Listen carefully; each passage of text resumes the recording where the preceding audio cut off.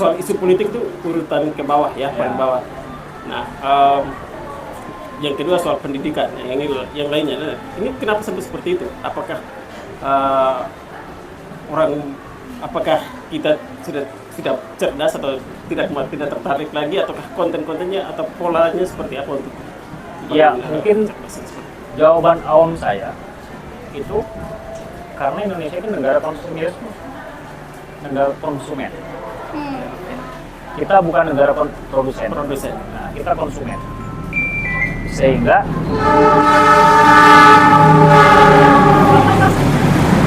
jadi ya ini kebetulan di samping rel kereta ya. Teman-teman saja atau apa?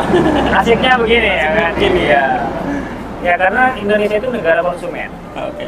Sehingga konsumerisme itu sebagai bagian dari gejala globalisasi, sehingga menyebabkan orang lebih adaptif dengan Android baru, ya kan, daripada kita memproduk Android baru. Ya kan, itu satu. Yang kedua ya memang karena kolonialisme legacy, warisan kolonial itu semakin mendarah daging di Indonesia. Apakah itu bisa dihadang? Sebenarnya bisa. Dengan cara apa? Ya sistem pendidikannya yang diperkuat atau diperbaiki lah kira-kira seperti itu. Tapi justru melemah bukan sih di era pandemi ini? Iya, boleh dikatakan melemah, bahkan justru jauh dari cita-cita berbangsa dan bernegara. Ini ancaman tanda kutip. Iya, tanda kutip ya kan? Iya. Masalahnya apa? Setiap ganti menteri ganti kebijakan. Iya, benar. Miopi ke dia kan gitu kan. Kita baru mau beradaptasi udah ganti lagi kurikulum. Ya itu persoalan. Itu. Kalau saya mau mengkritik ya kan, Indonesia itu terlalu dipasarkan ke pasar. Oke. Ya, itu sebagai bagian dari gejala globalisasi dengan namanya konsep neoliberalisme. Apapun dikapitalisasi, ketika dikapitalisasi ya siapa yang diuntungkan dan siapa yang memberi modal. Sesimpel itu, menurut saya sih ya. Boleh tidak sepakat sebenarnya. Balik ke ekonomi berarti ya. Iya, jadi ekonomi. Ya. Ya, coba hari ini misalnya mahasiswa itu bukan dituntut untuk critical thinking of view. Oke. Tapi dituntut untuk setelah selesai itu diarahkan bekerjanya di mana? Iya, benar. Iya kan? Oke. Bukankah kita itu ingin memajukan bangsa Indonesia dengan cara apa? Memajukan potensi diri dengan cara apa? Ya kalau misalnya dituntut menjadi pekerja, tidak untuk menjadi yang mempekerjakan orang, ya gimana dengan seperti ini? Bukankah kita butuh orang pengusaha baru? Iya. Benar. Ya, kalau misalnya disegmentedkan, oh kamu itu kerjanya akan di sini dengan sistem kurikulum. Ya arahnya dia bakal ke sana terus. Ke sana. Iya itulah. Pola pikirnya pegawai. Bukan menjadi pemimpin. Bukan jadi pemimpin ya. Ini refleksi saya ya. Refleksi saya. Refleksi saya juga. Tapi sudah menjadi ini ya, sudah menjadi pandangan banyak orang ya. Iya. Sepertinya walaupun tidak disampaikan gitu ya, tapi rahasia umum jadi rahasia umum gitu kan. Ini menarik ini soalnya itu tadi bicara soal tantangan hari ini kan, tantangan digital gitu ya. Bagaimana anak muda hari ini meng-create dirinya ya untuk mengisi ruang-ruang yang tadi ya, tidak hanya untuk menjadi pekerja, tapi bagaimana memanfaatkan teknologi ini untuk bisa mandiri secara ekonomi. Iya, salah satu sederhananya ya, ketika saya selama hampir 2 tahun online, kelas online itu apakah membuat mahasiswanya cerdas? Nah, saya pikir lebih banyak mahasiswanya lebih konsumtif. Dan tidak mengena apa sih sesungguhnya esensi dari critical view. Kita mau menjadi seorang mahasiswa agen social change atau agen self control bagaimana kalau dirinya aja tidak selesai dengan dirinya. Itu kan menjadi persoalan. Ya di aspek yang lain ya kita terjebak dalam aspek yang lebih absurd sebetulnya, yaitu tadi kita seolah-olah dilakukan reinstalisasi semua aspek ya. COVID ini melakukan reinstalisasi. Terlepas adanya COVID atau tidak, yang jelas Indonesia terdampak. Bahkan mungkin di seluruh dunia bahkan. Iya. Walaupun kita akui juga bahwa pemerintah di era kepemimpinan Jokowi banyak yang mengakui lah ya dari berbagai pimpinan. Tapi itu kan hanya satu aspek. satu aspek, ya kan? Aspek yang lain tidak diperhatikan. Seperti apa, ya kan? Ya aspek hukum. Kalau kita mau melakukan evaluasi misalnya, aspek hukum seperti apa? Kasus Sambo sekarang hari ini nggak selesai itu. Jangan sampai kita untuk disorot. Iya kan, itu satu hukum ya. Aspek pendidikan. Sekarang sudah tidak ada lagi tuh profesi dosen sama guru dengan adanya undang-undang sisdiknas baru. Jadi dosen sama guru lama-lama bukan jadi profesi, jadi karyawan atau jadi buruh. Kalau mau menyikapi isu sisdiknas yang dilakukan oleh Nadiem Makarim hari ini, ya isunya sekarang kayak begitu. Belum lagi sistem PTNBH yang disegmentkan untuk kepentingan pasar. Oke. Banyak masalah dalam aspek pendidikan itu. Iya kan? Bukan. Artinya dia punya pertimbangan sendiri nggak soal ini, soal kebijakan ini? Saya yakin ada sisi positifnya. Saya yakin ada sisi positifnya ya. Tetapi respon hari ini banyak yang negatifnya. Respon negatifnya lebih banyak. Belum nemu win-win solution-nya. Belum. Makanya PGRI ini bergerak. Iya. Asosiasi guru, asosiasi dosen itu bergerak. Contoh yang lain yang paling ngeri sekarang itu LAM, hadirnya LAM. Lembaga akreditasi. Oh ya. Artinya apa?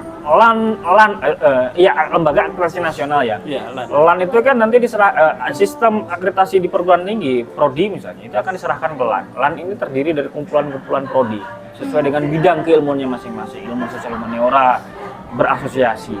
Nah ini kan menjadi segmented pasar tersendiri. Antara nanti kebutuhan akreditasi itu antara like dan dislike.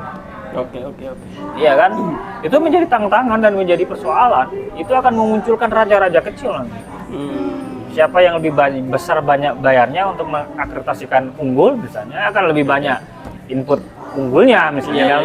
Iya. Saya tidak menuduh. Ini hanya asumsi. Iya, Dan berpotensi mungkin ya. Mungkin saja.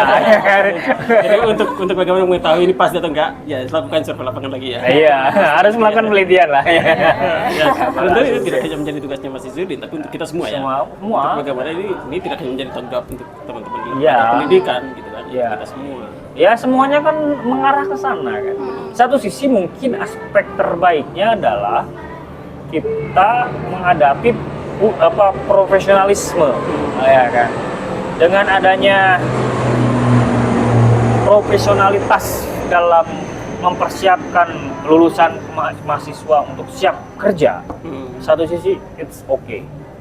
Tapi di sisi yang lain, apakah semuanya itu diharuskan menjadi seorang pekerja? Sedangkan lapangan pekerjaan Jangan ini semakin sempit, terbatas. Apalagi dihajar dengan pandemi ini kan Betul. banyak perusahaan perusahaan yang harus tutup. Iya kan? Ya karena salah satunya yaitu tidak ada prioritas untuk meningkatkan aspek-aspek human resource misalnya. Seperti itu. Kalau kita cek data terakhir 2021 misalnya, lapangan terbuka, open employment itu atau pekerja yang terbuka semakin meningkat.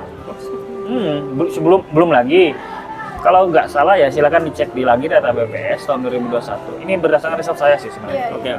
Di human trafficking, risetnya itu sedang proses publikasi di Journal of Human Trafficking ya, di Trendeks International Journal Trendeks Scopus itu yang hampir 20% Indonesia itu mengalami pengurangan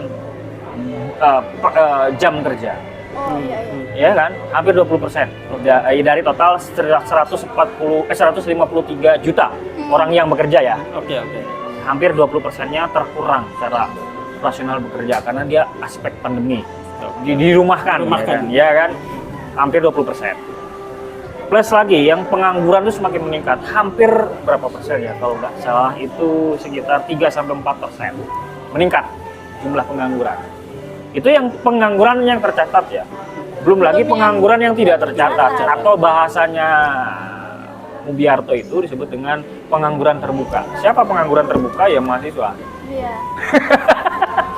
Pengangguran terbuka kan, dia itu dikategorikan pengangguran terbuka itu lulus di era pandemi, otomatis kan belum bekerja nih, sementara serapannya sangat sedikit, Sedikit. iya kan? Benar. Iya kan, hampir 2-3 juta loh itu.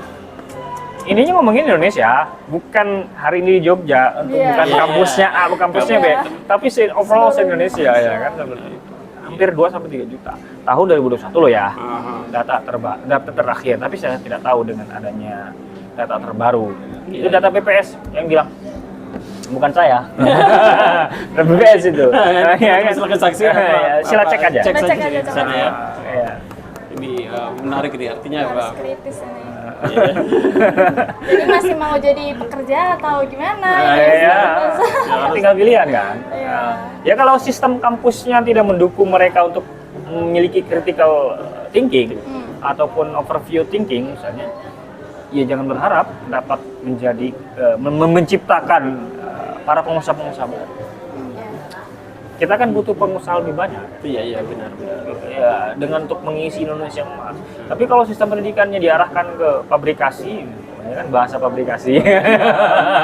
Ya kan? Jangan sampai menyinggung kayak undang-undang celaka lagi nih. Oh iya. Ya salah satunya Salah satunya aspeknya itu kesana. kan. Ya, undang-undang celaka itu. Artinya membuka ruang untuk pengusaha-pengusaha Iya. asing untuk datang ya. Iya. Bisa kita jadi konsumen terus seperti tadi atau menjadi pengikut Betul, ya. betul. Dan itulah tantangan saya kan. Kalau kita ngelihat struktur demografi ya sebenarnya lebih banyak siapa antara pekerja dengan yang mempekerjakan. Hanya tidak lebih dari 2% saya pikir orang yang mampu mempekerjakan orang. Padahal struktur birokrasi di Indonesia itu struktur masyarakat atau social institution di Indonesia itu luar biasa. Sangat-sangat kaya, ya kan? Ya, itulah dari negara yang memiliki sistem patrimonialisme. Berat ini ya. Iya. Mungkin supaya teman-teman di sana juga bisa tahu kan. Iya, patrimonialisme itu kan. menjadi salah satu tantangan yang hari ini tidak bisa dilepaskan. Patrimonialisme itu melahirkan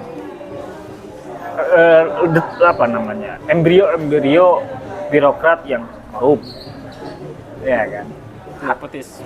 Aparatur negara itu kan harusnya melayani, Oke. tapi lebih banyak dilayani, ya kan. Itu bisa dicek lah Iya. di sistem administrasi setiap daerah, tidak perlu kita sebutkan. Iya. Bahkan mungkin ya di kampus misalnya, banyak para pegawai negeri dalam tanda kutip atau ASN itu mereka bukan melayani tapi dilayani. Iya kan? Benar. Iya, itu banyak terjadi di setiap daerah, apalagi para petugas dinas-dinas terkait. Dinas. Kan abdi negara itu kan harusnya melayani kan, Benar. tapi ini lebih banyak dilayani. Terbalik ya. Ya terbalik ya. Iya kan? Iya, itu bagian dari aspek pengaruh dari patrimonialisme. Iya. Patrimonialisme lahir dari kolonialisme legacy, ya kan? Seperti itu. Apalagi para PNS yang dalam tanda kutip hari ini lebih banyak strukturnya itu adalah PNS zaman dulu, Nah. yang belum di era keterbukaan, kan lebih banyak. Benar. Nah, yang titipan si A, titipan si Iya. B, ya kan mau bayar 250 juta jadi PNS, itu banyak, tidak bisa kita nafikan itu. Benar. Dan strukturnya lebih gemuk itu daripada Iya. yang baru-baru ini, Iya. ya kan seperti itu. Saya pikir iya benar. Ya, seperti itu. Itu salah satu aspek kecil dari pengaruh patrimonialisme Iya, yang iya. hari ini nampak di Indonesia. Oke. Jadi mungkin lebih ke ini artinya ini salah satu faktor juga yang menghambat sebenarnya ya. Selain tadi bagaimana lembaga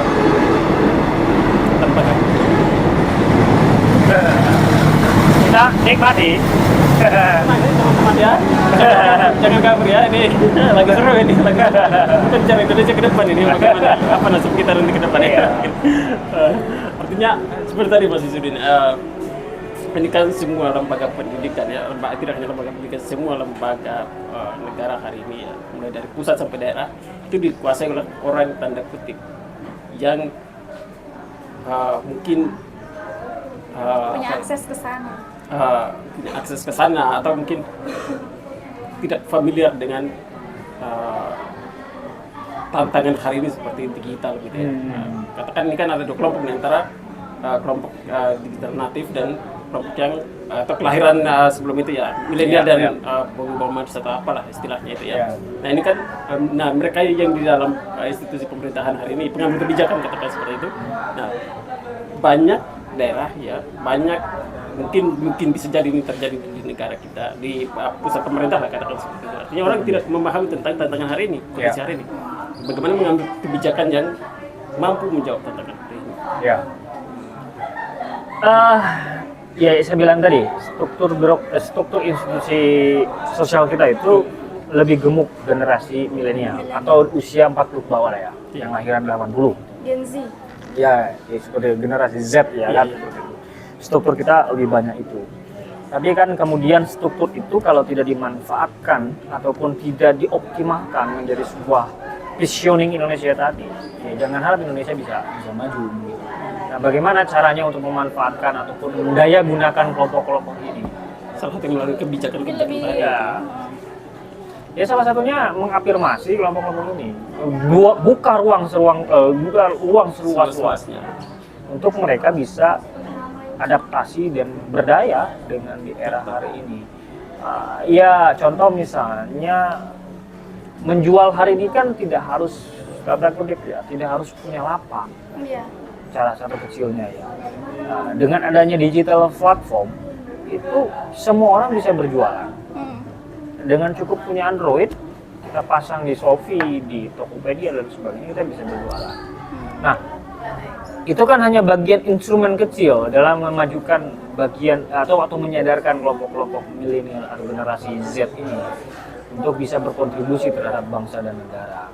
Seperti itu, sehingga dalam aspek kebijakan, ya memang sih kebijakan bersifatnya kan general ya, kan? Iya. General overview ya kan. Tidak mungkin kita bisa hanya mensegmentasikan kelompok satu, kelompok dua. Gitu. Oke. Dan ngomongin tentang itu kan juga berbicara tentang keadilan. Keadilan itu kan tidak harus sama rata kan, betul kan? Keadilan itu kan tidak harus sama rata. Iya, saya sepakat. Iya kan? Iya, karena setiap orang ya punya itu beda-beda. Betul. Ya. Keadilan itu disesuaikan dengan kebutuhannya. Setiap orang. Iya kan, seperti itu. Contoh misalnya antara Jakarta dengan Yogyakarta, apakah harus sama rata budgetnya? Tidak. Dalam nomor kutip budget kan. Iya. Sementara biaya hidup Jakarta lebih tinggi. Lebih tinggi. Benar. Sementara di Jogja itu lebih rendah. Iya. Apakah harus disamaratakan? Kan enggak. Ngomongin aspek keadilan loh ya. Iya. Jadi menurut saya hal itu bisa sesuai dengan komposisi, sesuai dengan kebutuhan. Kan menyenangkan orang itu kan tidak langsung kemudian kita sama dengan apa yang kita makan hari ini. Iya kan? Misalnya kita makan hari ini donat, sementara yang kita kasih misalnya tetangga kita sukanya beras. Apakah kita paksa beras? Kan enggak kan? Ya kita sesuai dengan apa sih yang dibutuhkan. Kacamata itulah yang menurut saya, tapi memang itu menjadi dilematis dalam aspek implementasi kebijakan ya. Terutama di wilayah-wilayah tertentu yang tanda kutip para aparatur negaranya masih terjebak dalam hal patrimonialisme. Ya contoh kasus yang lebih besar misalnya di wilayah timur, misalnya, di Ambon, di Papua dan lain sebagainya.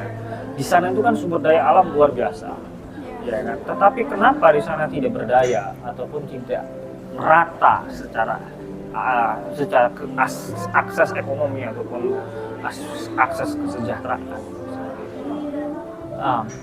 Nah, ketika berbicara itu, apakah untuk budget anggarannya harus disamakan dengan Jakarta? Saya pikir kan tidak. Apa akses kebutuhan masyarakat di sana, gitu ya? Benar. Ya, bukan kita mendeskripsikan kelompok timur misalnya, tetapi apa sih kebutuhannya? Sesuai kebutuhannya, kayak gitu. Contoh yang lain, misalnya yang lebih besar itu terkait dengan pemilihan presiden.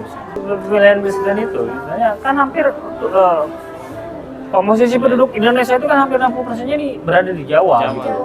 Iya kan, seperti itu. Jadi serangan kampanye politik pun akan sangat dimudahkan kampanye politiknya kan lebih besar di Jawa. Nah, dalam struktur demografinya menguasai Jawa Tengah, Jawa Timur, Jawa Barat, selesai presiden. Iya kan? Ada yang seperti itu kan, ya kan seperti itu. Itu hanya bagian dari kecil ngomongin tentang rasa keadilan. Yang hari ini menurut saya bentuk keadilan itu tidak harus sama rata. Benar. Seperti itu. Saya seperti itu. Saya sepakat soal itu. Iya kan? Oke. Baru ngeh sebenarnya, kalau aku tuh baru ngeh keadilan nggak harus sama rata itu arahnya kemana sih? Akhirnya Emang mengerti, benar ada benar. porsi-porsinya. Betul ya, gitu. iya seperti itu kan. Saya Seperti kemarin BBM subsidi itu juga kan harusnya tepat sasaran dan sesuai porsinya. Iya. Nggak semua disamaratakan. betul. Ya salah satu efeknya apa? Yang orang kaya itu merasakan subsidi Iya. gitu loh. Nah itu kan persoalan. Ya itu kan jadi masalah sama ini, artinya kebijakan sekali lagi kebijakan pemerintah hari ini ya tidak mungkin tujuannya negatif gitu kan, atau Ya walaupun ada juga sih. ada Iya, kan? pasti ya ada, cuman Iya. soal kebijakan BBM ini kan artinya subsidi ini kan ya ini kan soal penerapannya yang salah sebenarnya. Bukan salah sih, mungkin pengawasan untuk kita menjalankan apa pengimplementasian di lapangan itu yang harus diperhatikan secara baik gitu ya. Ya salah satunya ya aspek kebutuhan tadi.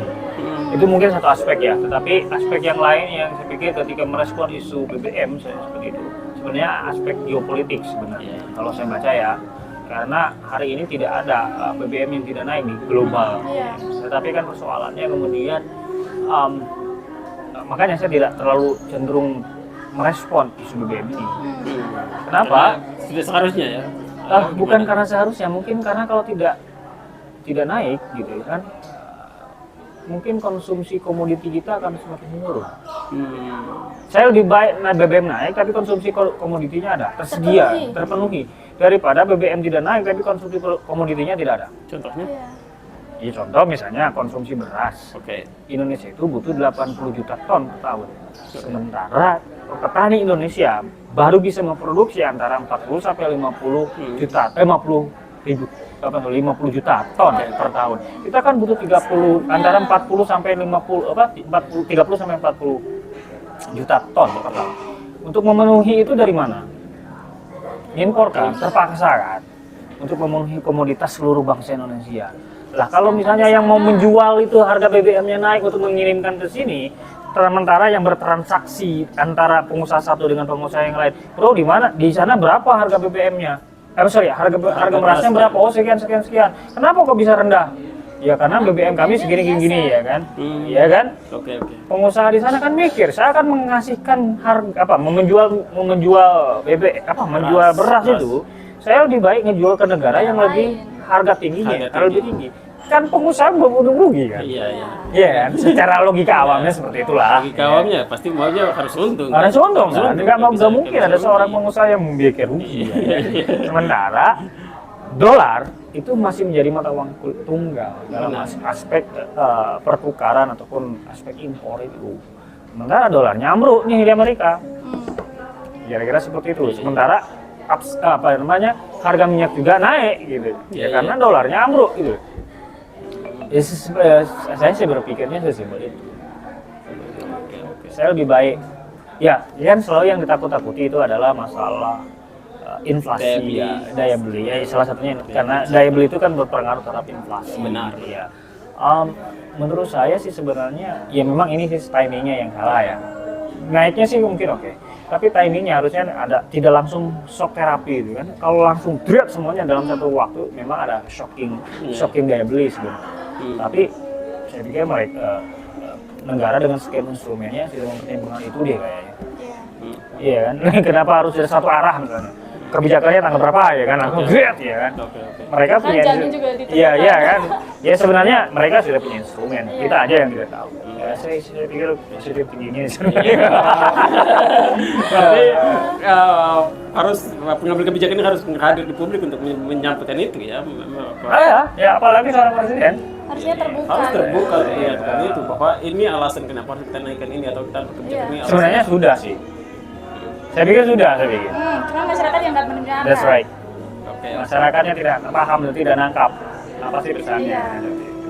Atau jangan sampai Apalagi ada klan politik yang tidak suka dengan pemerintah, wah digoreng sudah.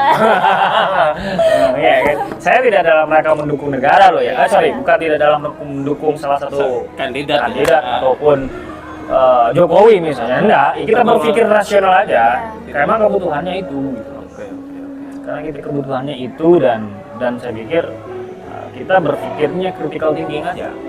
Memang ada aspek realistis lah ya untuk melihat. Ya, realistis dan kita akan menganalisis ya kenapa sih terjadi. ya. Ya salah satunya ya sudah saya contohkan tadi itu. Saya lebih baik harga BBM naik tapi komoditas tersedia. Karena dengan secara otomatisnya kan, ketika komoditas naik, harga juga komoditi juga naik. Nah, tinggal bagaimana kita mengadvokasi para pengusaha ini agar aware juga terhadap siapa, para buruhnya, para pekerjanya. Ya tidak segitu juga dong harga apa namanya upahnya gitu loh. Harus juga sesuaikan dengan kebutuhan yang hari naik gitu loh. Nah itu yang harusnya menurut saya diadvokasi. Upah buruh harus dinaikkan. Harus juga. naik, iya kan? Iya kan tidak mungkin daya belinya tinggi sementara pemasukannya sedikit. Iya. Iya kan? Harusnya kan balance kan, Iya, agar bisa kalau seimbang gitu. dan bisa sustainable gitu. Tapi ini kalau melihat dari sisi UMKM, pengusaha baru itu ambruk banget. Betul, ya karena regulasinya yang menurut saya perlu ada perubahan. Ya siapa yang bisa melakukan itu? Ya dewan lah, mengusulkan undang-undang baru ya. Masa kita ya, kita nggak punya instrumen itu gitu loh. Begitu. Oke. Ya mengkritik itu kan tidak harus semuanya itu memberikan solusi. Kita tidak punya instrumennya. Kita mengkritik A misalnya. Nah, ini pembenci ini, jangan sampai. Iya, ini salah satunya itu. Pembenci ini. Iya gitu. Atau digolongkan kelompok Iya. A ini, kelompok kau Iya. Misalnya kita mengkritik A misalnya, berikan ke Jokowi misalnya ABCD misalnya. Ya kamu kok kita kerjaannya mengkritik, weh. Loh kita itu bukan pejabat. Kita tidak punya instrumen untuk melakukan perubahan. Ya wajar lah negara ini kritik, wajar lah presiden ini kritik, ya kan? Benar. Ya, mengkritik itu bukan dalam rangka menjatuhkan, Tapi membangun. membangun karena apa? Komposisi oposisi di Indonesia itu nggak ada. Iya.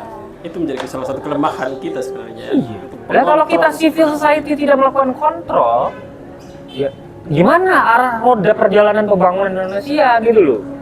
Nanti pemerintah Nanti bisa aja semena-mena kan? Iya. Iya kan? Kita tidak tahu. Ya walaupun kita harus berpikir positive thinking ya kan. Ya. Tapi sudah ada gejalanya ya. Ya kan? Masa kita berdiam diri ya kan? diri terus Iya kan? Seperti itu kan? disuruh masuk jurang semua Masuk jurang semua ya. Nggak mau lah kita.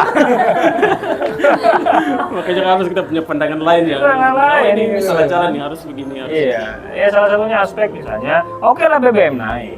Tapi sejahterakan juga dong buruh. Sejahterakan juga dong pegawai negeri. Sejahterakan juga dong buruh. Iya kan? Sejahterakan juga dengan instrumen-instrumen negara yang lain, iya kan? Nelayan, petani dan sebagainya.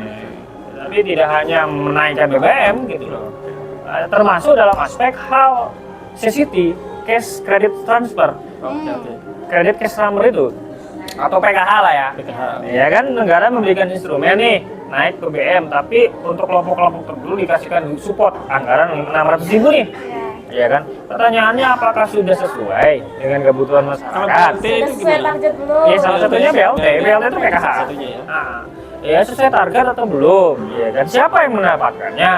Oh iya kan? Iya. Seperti itu kan? Itu kan ambivalence juga ketika Iya. implementasi itu. Seolah-olah negara ini oke dinaikkan, tapi baik juga untuk masyarakat enggak juga. Dalam fakta di lapangannya Iya. ada problem.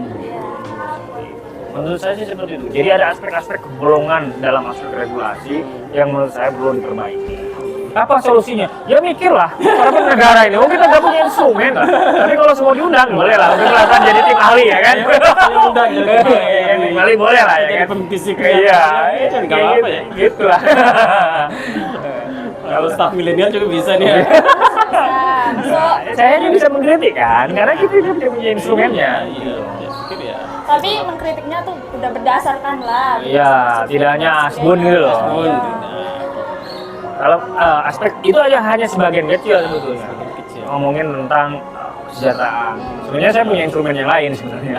Banyak sekali ngomong tentang welfare state itu yang tidak memiliki berdampak secara signifikan terhadap masyarakat. Iya.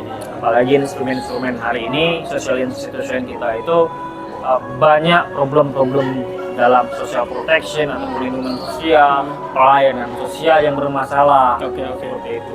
Termasuk intervensi komunitasnya juga masih bermasalah. Banyak aspek yang menurut saya aspek makronya sih dibenahi, tapi aspek mikronya ditinggalkan. Ya walaupun kita masih punya hopes ya Iya. terkait dengan kenapa negara ini dibandingkan negara-negara sekitar 24 apa sampai 40 negara yang mau bangkrut kan, termasuk Sri Lanka, India dan sebagainya, karena terkena COVID. Tapi Indonesia kok tidak, dan kan dipercaya sampai G20. Ya salah satunya ya gagasannya Pak Budiarto Institute, gagasannya Pak Budiarto dulu. Jadi kalau ingin menghidupkan bangsa Indonesia, menghidupkan gerakan ekonomi soko deso, ya kan? Salah satunya adalah perbanyak dana desa. Ya walaupun di sana juga kita menghadapi persoalan, misalnya nepotisme KNSIP, ya kayak gitu lah ya.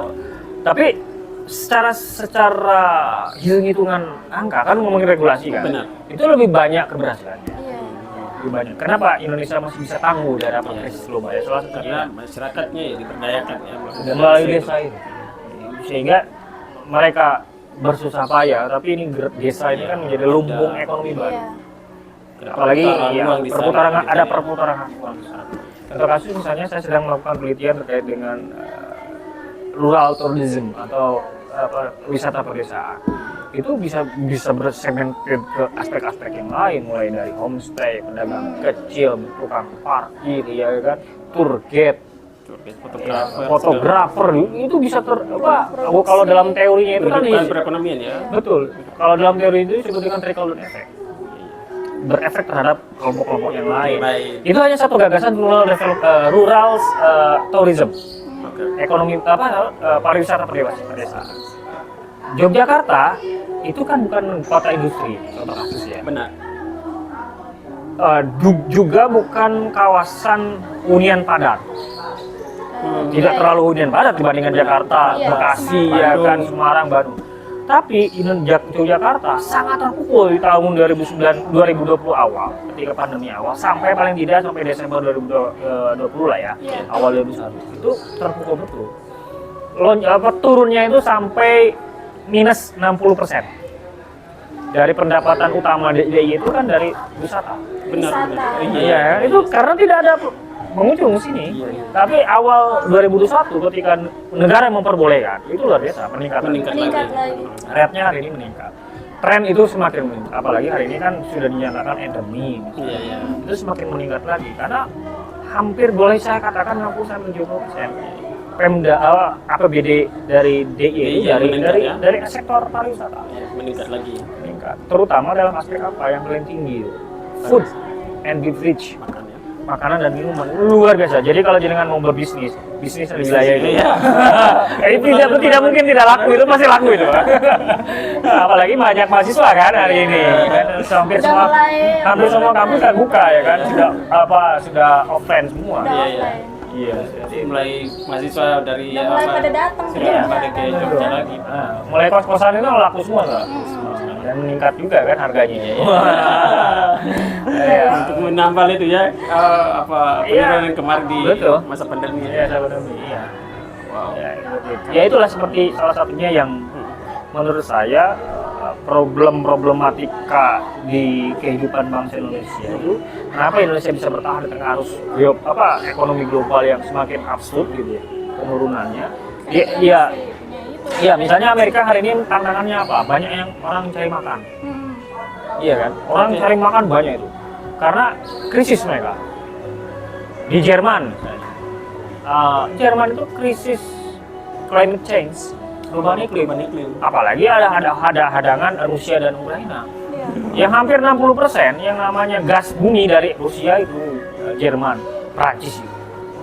Sekarang mereka kan bertolak belakang ya. Iya, apalagi mereka sekarang bertolak belakang karena bagian dari NATO misalnya. Iya. Secara geopolitik itu. Nah, di sana sedang krisis, apalagi bentar lagi menghadapi musim dingin. Mumet-mumet itu. Pusing. Kalau di stop aja gasnya dari Rusia, bisa mati semua orang-orang itu. Di Indonesia, kaum rebahan aja bisa makan. Kaum rebahan aja nih. Iya, bisa makan loh rebahan. Jadi sungguh luar biasa hidup di Indonesia itu. Kalau kita lihat para transmigran gitu ya, menikah dengan orang bule. Banyak loh yang orang-orang bule nikah dengan orang bule, mereka mau pindah ke Indonesia. Iya kan? Ya karena Indonesia itu lebih enak. Segitunya. Apapun lah, rebahan itu bisa jadi duit itu. Tinggal buka HP Iya kan? link. Iya. Sedangkan anak-anak muda hari ini seperti yang tadi ya, pengangguran terbuka lah ya. Ini persoalannya di mana? Orang lain melihat Indonesia hari ini sebagai peluang, sedangkan Ya. kita sendiri kan melihat ini sebagai ini mungkin tidak difasilitasi negara atau bagaimana gitu. Artinya apa yang salah di sini? Sudut gitu ya? pandangnya Sudut sih. pandangnya itu. Ya, saya pikir kalau untuk kelompok-kelompok tertentu, ya kita sebenarnya tidak harus beracuan ke negara ya. Mau menjual sesuatu itu kan tidak harus lewat negara sebetulnya. Yang penting kita punya ide kreatif, modal dalam artian inovasi lah ya, modal inovasi, kita bisa pasang itu di platform-platform internasional. Orang nanti akan dengan sendirinya melirik.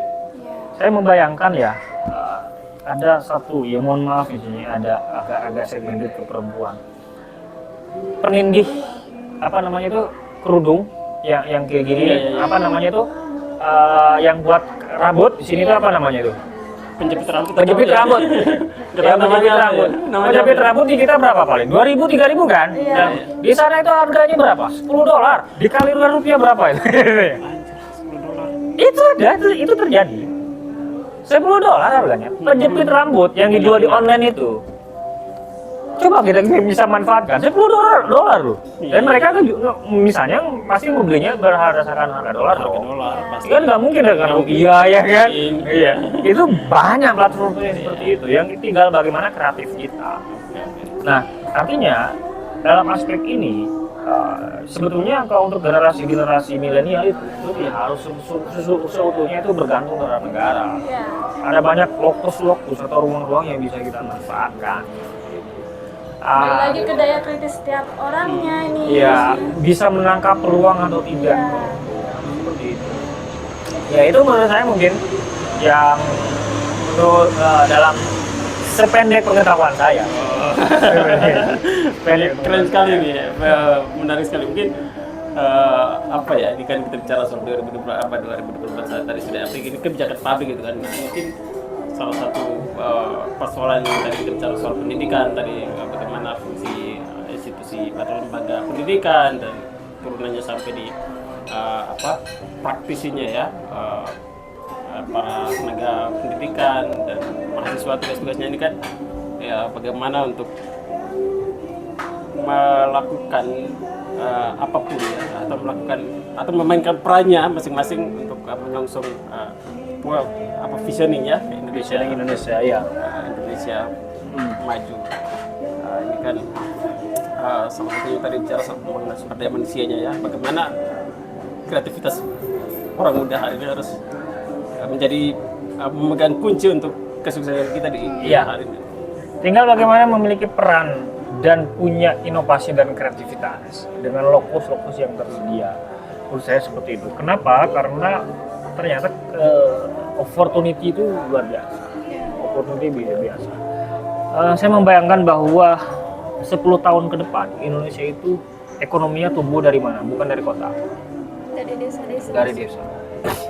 Dari hampir 84 ribu desa di Indonesia dengan 5 klaster yang sudah ditentukan oleh pemerintah.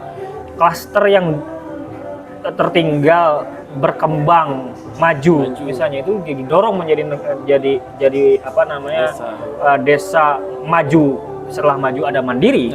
Desa mandiri. Desa mandiri itu luar biasa. Itu luar biasa. Luar biasa, itu bisa digerakkan dari desa. Elemen Iya, bisa dihidupkan. itu bisa dihidupkan karena komoditas yang paling real dan ada di hari ini yang dibutuhkan oleh masyarakat kota itu kan bukan di kota. Iya. Semua tersedia di desa. Sumber dayanya itu Sumber ada di daya desa. alamnya itu ada di desa. Ya. Tinggal bagaimana memanfaatkan komoditas tersebut bukan setengah jadi tapi barang jadi. Jadi menjual ke Menjual keluar, menjual ke negara atau menjual ke orang luar. itu keluar itu bentuknya sudah barang jadi bukan barang setengah jadi, apalagi bahan mentah. Kayak gitu. Ya misalnya contoh produk rotan misalnya ya. Iya. Produk rotan itu apa namanya itu bisa dimanfaatkan dengan berbagai macam atau bentuk variasi. kursi ya. Iya, dan itu menjadi komoditas baru. Contoh kasus misalnya riset yang saya lakukan tanpa disengaja ataupun tanpa disadari oleh masyarakat. Saya pernah melakukan riset ini di Gentur ya. Gentur itu daerah kabupaten di Cianjur, kecamatan Jambudipa, desa Jambudipa, kecamatan Warung Kondang, kabupaten Cianjur. Satu kampung itu total jumlah penduduknya itu ada sekitar 150 kakak. 150 kakak jumlah kakak. 150 orang jumlah penduduknya dan dari 44 kakak. Kecil, termasuk kecil. Kecil kan kampung kan? Kampung. Kampung itu semua masyarakatnya pengrajin. Pengrajin apa? Lentera. Ini Ya, kampung itu. ya. Dan itu dijualnya kemana? Ke Turki, ke Yaman, bahkan ada yang ke Belanda, ke Perancis. Satu kampung itu. Artinya apa? Itu kan produk heritage. Warisan siapa? Warisan dulu itu. Saya konfirmasi ini ya kepada warganya karena ini riset. Itu hanya dari petuah kiai, yaitu menyarankan kalau ada di pesantren itu ada bahasa ngalogat orang Sunda itu menerjemahkan kitab kuning ke dalam bahasa Arab Pegon. Nah, itu untuk menerangi kerjaan itu disuruh buat lentera. Dulu dari apa namanya itu cempor, lampu cempor itu seperti itu, dari spiritus dulu itu namanya. Seperti itu. Nah, awalnya dari mulai dari mika atau kaca kuningan itu dibuat. Dan sekarang berkembang menjadi komoditi atau sustainable livelihood baru di masyarakat. Dan bisa dipastikan, saya konfirmasi kepada para pengrajinnya, berapa kata saya setiap bulan pendapatan dari pengrajin saja? Antara 2,5 juta sampai 3 juta. Hidup di kampung. Nggak perlu pergi kemana-mana. Nggak perlu gimana. Ya, maksudnya pengeluarannya juga minim kan, tapi keuntungannya lebih besar.